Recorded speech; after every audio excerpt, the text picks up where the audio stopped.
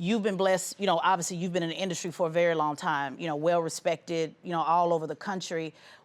How does somebody get it out the mud, though? You know, that doesn't have the connections, or they may not have the brand. What are some tips that you can give somebody that's saying, you know, I want to do something similar, but I don't have anybody, you know, to connect to? It's basically about taking the people that you know and the areas you're already accepted and just operating in those places until you can build up some kind of equity in the community, right?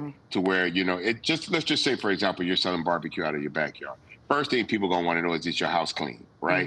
Once people know your house is clean, then they're gonna wanna know if your food is good. And then once the food is good, how often can I get the food? And once you have that kind of reputation in your community, the community will build you up, right? So those type of things will get you a lot of energy and a lot of traction in your community, as long as you focus on servicing your community. So for people who don't have celebrity friends, who don't have influencers that come to their business, make the community your celebrities, make the community your influencers, make the people that you see every day on that block, make them get that word of mouth, because word of mouth goes a long way in this world. You people would be very surprised. We operated for a year before anyone of any real value or influence put us on their Instagram pages. So it took us a while just to get to that level. We had to prove that the product was legitimate and that we were respectable business people. I'm just taking things that I already know about customer service, because we tend to call it entertainment, but the reality is what I do is I'm in the service industry. I'm providing a product. I want to provide it consistently at a high level and make sure people enjoy it so they want to replicate that process.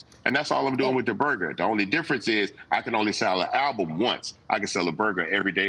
Right, and let me say this, because you are touching on something, and we talked, Keys and I was talking about, you know, making an investment in people, and people feeling as if, you know, they're invested in your product. And I would be remiss, Bun B, to not talk about your commitment to activism. That's important. You don't just see you showing up in lines, you know, outside the store. We've seen you show up in protest lines. We've seen you show up on stage and speaking out for issues that really showing you give a damn. Let's just be frank about it, that you give a damn about the community. And a lot of entertainers don't do that. And how, first of all, I've always been familiar with your music, but how I met you, you know, was at a protest, you know, and we were fighting for justice and making sure, you know, that people's voice were heard.